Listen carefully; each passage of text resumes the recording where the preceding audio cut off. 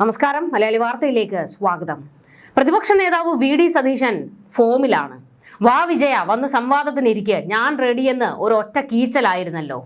ഇതുവരെ ഇങ്ങനെ പിണറായിയെ വെല്ലുവിളിക്കുന്ന ഒരു വി.ഡി. സതീശനെ ആരും കണ്ടിട്ടില്ല. ഇവിടെ ഒരു പ്രതിപക്ഷ നേതാവ് ഉണ്ടോ എന്ന ചോദ്യം ചോദിക്കേണ്ടി വന്നു കേരളത്തിന്. പലപ്പോഴും പിണറായിക്ക് അടിമപ്പെടുന്ന സതീശനെയും കേരളം കണ്ടിട്ടുണ്ട്. അങ്ങനെ നിരന്തരം ആക്ഷേപം കേട്ടുകൊണ്ടിരിക്കുന്ന സതീശൻ ദേ ഇപ്പോൾ ചാടി ഇറങ്ങി പിണറായിക്ക് നേർക്ക് നേർ നിൽക്കുന്നു. സംവാദത്തിന് തയ്യാറുണ്ടോ എന്ന സതീശന്റെ വെല്ലുവിളി ഏറ്റെടുത്ത് മുഖ്യൻ രംഗത്ത് വന്നതോടെ തെരഞ്ഞെടുപ്പ് ചൂടുപിടിക്കുന്നു. ഇങ്ങനെ ഒരു സംവാദം നടന്നു കഴിഞ്ഞാൽ അതൊരു വലിയ ചരിത്രമായിരിക്കും. കാരണം കേരള രാഷ്ട്രീയം ഇന്നോളം കണ്ടിട്ടില്ലാത്ത ഒരു രീതിയിലേക്ക് ഈ തെരഞ്ഞെടുപ്പ് പ്രചാരണം മാറും. മുൻപ് ഒരു വെല്ലുവിളി നമ്മൾ കേട്ടിരുന്നല്ലോ, അത് നനഞ്ഞ പടക്കം പോലെ പോകുന്നത് നമ്മൾ കണ്ടതാണ്. കാരണം CPM-ന്റെ ഏതെങ്കിലും നേതാക്കൾ അല്ലെങ്കിൽ വി ശിവൻകുട്ടിയെങ്കിലും ഞാനുമായിട്ടൊരു സംവാദത്തിന് തയ്യാറുണ്ടോ എന്ന് BJP സംസ്ഥാന അധ്യക്ഷൻ രാജീവ് ചന്ദ്രശേഖർ ചോദിച്ചിരുന്നല്ലോ. തൊട്ടടുത്ത സെക്കൻഡിൽ വി ശിവൻകുട്ടി ചാടി ഇറങ്ങി വന്നിട്ട് പറഞ്ഞു, സമയവും സ്ഥലവും തീരുമാനിച്ചിട്ട് എന്നെ വിളിച്ചാൽ മതി, ഞാൻ അങ്ങ് വരാമെന്ന്. അതിന് തൊട്ടടുത്ത നിമിഷം തന്നെ പണി പാളിയെന്ന് മനസ്സിലായ രാജീവ് ചന്ദ്രശേഖർ പറഞ്ഞത് എന്താണ്? സംവാദം മറ്റൊരു ദിവസത്തേക്ക് മാറ്റിവെക്കാമെന്ന്.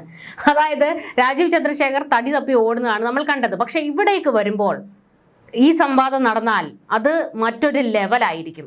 കാരണം പിണറായി 2 പറയുമ്പോൾ സതീശൻ 4 പറയും, സതീശൻ 6 പറഞ്ഞാൽ പിണറായി 8ഉം 10ഉം ഒക്കെ പറയും.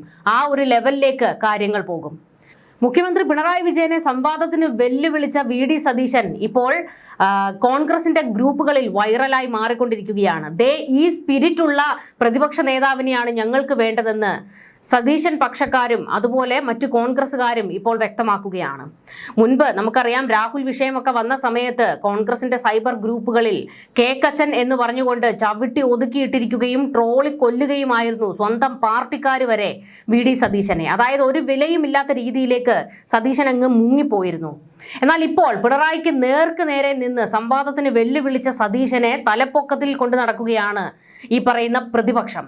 പിണറായി വിജയനെ നേർക്ക് നേർ വെല്ലുവിളിക്കാൻ ഇവിടെ ആരുണ്ട് എന്നുള്ള ചോദ്യമായിരുന്നു CPM-കാർ നിരന്തരം പ്രതിപക്ഷത്തിനോട് ഉയർത്തിക്കൊണ്ടിരുന്നത്. പിണറായിക്ക് നേരെ നിർത്താൻ ഒരു നേതാവുണ്ടോ എന്നുള്ളതായിരുന്നു അവരുടെ ചോദ്യവും. കെ സുധാകരൻ ഉണ്ട് എന്ന് കണ്ണൂർ വ്യക്തമാക്കുമ്പോഴും, കണ്ണൂരിലെ സുധാകര പക്ഷക്കാർ വ്യക്തമാക്കുമ്പോഴും പക്ഷേ സുധാകരന് സീറ്റ് പോലും കൊടുക്കാതെ മാറ്റി നിർത്തിയല്ലോ. ഇപ്പോൾ ഞാൻ പിണറായിക്ക് നേർക്ക് നേർ നിൽക്കാൻ കെൽപ്പുള്ള നേതാവാണ് എന്ന് തെളിയിക്കേണ്ടത് വി.ഡി. സതീശന്റെ ആവശ്യമാണ്. കാരണം മുഖ്യമന്ത്രി കസേരയ്ക്ക് നോട്ടമിട്ടിരിക്കുന്ന വി.ഡി. സതീശന് പിണറായിയെ ചൂണ്ടുവിരലിൽ നിർത്താൻ കഴിയണം. അതിനു വേണ്ടിയിട്ട് ചാടി ഇറങ്ങിയിരിക്കുകയാണ് സതീശൻ. പക്ഷേ ഇക്കണ്ട കാലം അത്രയും പിണറായിക്ക് നേരെ ദുർബലനായി നിൽക്കുന്ന ഒരു വി.ഡി. സതീശനെയാണ്, പ്രതിപക്ഷ നേതാവിനെയാണ് കേരളം കണ്ടുകൊണ്ടിരുന്നത്. എന്നാൽ ഇനി തെരഞ്ഞെടുപ്പിന് ദിവസങ്ങൾ മാത്രം ശേഷിക്കുമ്പോൾ സതീശൻ പിണറായിയെ കടിച്ചു കീറാൻ ഇറങ്ങിയിരിക്കുകയാണ്. സംവാദത്തിന് വെല്ലുവിളിച്ച വി.ഡി. സതീശനോട് എല്ലാ കാര്യവും ചർച്ച ചെയ്യുകയാണെങ്കിൽ സംവാദത്തിന് തയ്യാറാണ് എന്ന് മുഖ്യമന്ത്രി ഇന്നിപ്പോൾ മറുപടി നൽകിയിരിക്കുന്നത്. ഇനി സംവാദമായാലോ എന്ന് തലക്കെട്ടോടെ LDF സർക്കാരിന്റെ റിപ്പോർട്ട് കാർഡും മുഖ്യമന്ത്രി ഫേസ്ബുക്കിലൂടെ പുറത്തുവിട്ടു. സംവാദത്തിന് ഏറ്റവും നല്ല വേദി നിയമസഭയായിരുന്നുവെന്നും അവിടെ നിന്ന് ഒളിച്ചോടിയവരാണ് വെല്ലുവിളിക്കുന്നതെന്നും മുഖ്യമന്ത്രി പിന്നീട് നടത്തിയ വാർത്താ സമ്മേളനത്തിൽ സതീശനെ പരിഹസിച്ചുകൊണ്ട് പറഞ്ഞിരുന്നു. സഭാതലത്തിൽ പറഞ്ഞാൽ പറഞ്ഞതിന് മറുപടി കിട്ടും, ആ മറുപടി താങ്ങാൻ അവർക്ക് കഴിയില്ല, അതുകൊണ്ടാണ് ഒളിച്ചോടിയതെന്നും മുഖ്യമന്ത്രി പരിഹസിച്ചു.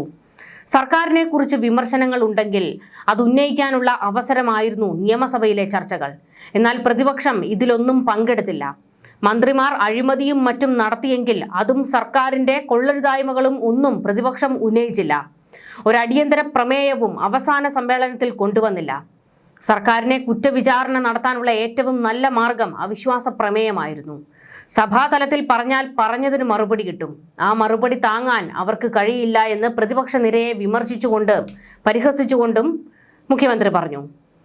ഇപ്പോൾ പ്രചരിപ്പിക്കുന്നത് പോലുള്ള ഒരു നുണയും അവിടെ പറയാൻ കഴിയില്ല. പറഞ്ഞാൽ നേരെ ചൊവ്വേ മറുപടി കിട്ടുമെന്നുള്ളതാണ് കാര്യം. അതിൽ നിന്നുള്ള ഒളിച്ചോടുന്നതാണ് ഈ കണ്ടുകൊണ്ടിരിക്കുന്നത്.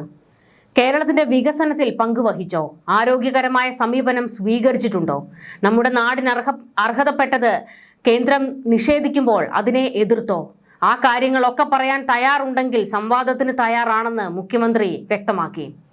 പിന്നാലെ മുഖ്യമന്ത്രി പറയുന്ന സ്ഥലത്ത് പറഞ്ഞ സമയത്ത് എത്താമെന്നറിയിച്ച് പ്രതിപക്ഷ നേതാവ് ഫേസ്ബുക്കിൽ പോസ്റ്റിട്ടു. സംവാദത്തിന് തയ്യാർ എന്ന് മുഖ്യമന്ത്രി പറഞ്ഞ സ്ഥിതിക്ക് സ്ഥലവും സമയവും കൂടി അദ്ദേഹത്തിന് തീരുമാനിക്കാം. പറയുന്ന സ്ഥലത്ത് പറഞ്ഞ സമയത്ത് ഞാൻ എത്തും, ബാക്കി ജനം തീരുമാനിക്കട്ടെ എന്നും സതീശൻ ഫേസ്ബുക്കിൽ കുറിച്ചു.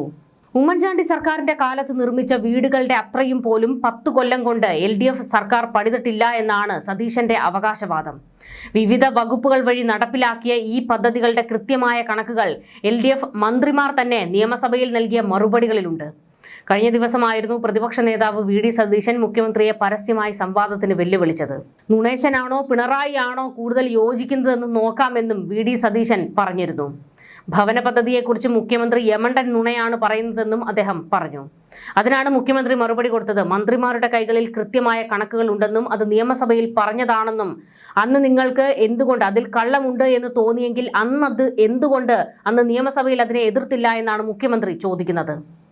ജനങ്ങളോട് വെറുതെ ഓരോന്ന് പറഞ്ഞ് ശ്രദ്ധ തിരിക്കുന്ന രാഷ്ട്രീയത്തിന്റെ കാലം കഴിഞ്ഞെന്നും കരുത്തും ധൈര്യവും ഉണ്ടെങ്കിൽ തന്റെ ഒപ്പം വന്ന് സംവാദം നടത്താൻ മുഖ്യമന്ത്രി തയ്യാറാകണമെന്നുമായിരുന്നു രാജീവ് ചന്ദ്രശേഖർ ഇതിൻ്റെ ഇടയ്ക്ക് വന്ന് ഒരു ഡയലോഗ് അടിച്ചിട്ട് പോയത്.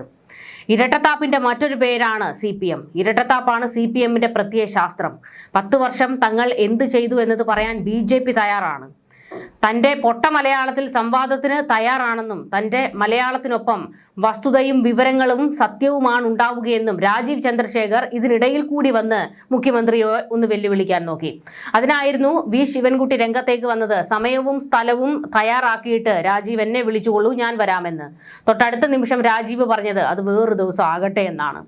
എന്തായാലും ഈ തെരഞ്ഞെടുപ്പ് ചൂട് പിടിക്കുമ്പോൾ അതിൻ്റെ ഒപ്പം ഈ സംവാദ ചൂടുകളും നടക്കുകയാണ്. ഈ പറയുന്നത് പോലെ തന്നെ മുഖ്യമന്ത്രി പിണറായി വിജയനും VD സതീശനും തമ്മിൽ ഒരു സംവാദം നടക്കണം എന്ന് തന്നെയാണ് കേരളം ആഗ്രഹിക്കുന്നത്. സതീശൻ പറഞ്ഞതുപോലെ തന്നെ നുണറായി ആണോ ചേരുന്നത്, നുണേശനാണോ ചേരുന്നത് എന്ന് കേരളത്തിനൊന്ന് ബോധ്യപ്പെടണമല്ലോ. എന്തായാലും ഈ ഒരു സ്പിരിറ്റിൽ VD സതീശൻ മുൻപോട്ട് പോകുക, സംവാദത്തിന് മുഖ്യമന്ത്രിയുമായി തയ്യാറാകുക. ആ സംവാദമാണ് കേരളം ഇനി കാത്തിരിക്കുന്നത്. ന്യൂസ് ഡെസ്ക് മലയാളി വാർത്ത.